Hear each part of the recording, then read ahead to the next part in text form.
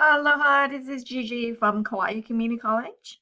This is an example of how the chain rule works. If you are in my class, this would be the chain rule derivative card number 13. So it would be those blue cards on, and it's number 13. Okay, so the chain rule is applied when you have a composite function.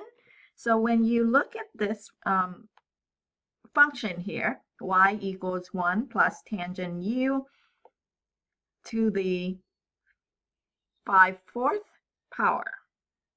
So that looks like this right here to the 5/4, right? Where this right here is the inside function.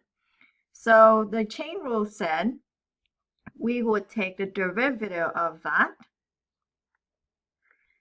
with respect to g of x, which in this case will give you 5/4. Keep that inside function the same. And then you would subtract 1. And 1 less than 5/4 is 1/4. Okay. Now what goes in there? What goes in there is 1 plus tangent of u, because that is the inside function for this problem. Okay, now the derivative of the inside function would be just the derivative of 1 plus tangent u. And that derivative is just going to be secant squared. The derivative of secant u is secant squared u. Okay, now, so let's go ahead and write down what that answer would be.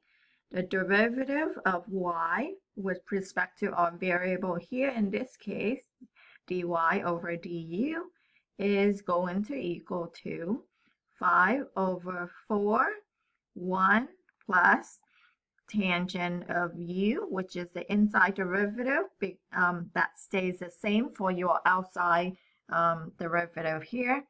1/4 multiplied by the inside derivative. So this is the outside derivative. Okay, and then we're going to multiply by the inside derivative. That's what the chain rule said. Okay, so that would be the derivative of tangent is secant square u. And that's it. Very, very basic application of the chain rule here. Okay, now if you want to look at the chain rule, how it was written in the textbook, this would be the derivative of f evaluated at g of x, which means we keep that input the same, multiplied by the derivative of g of x. But we are not having x as our variable, we're having u as our variable, and the function that you would have started out with is f of g of x, and you are taking the derivative of that with respect to x. So that is what the chain rule is saying, and that is how we apply that.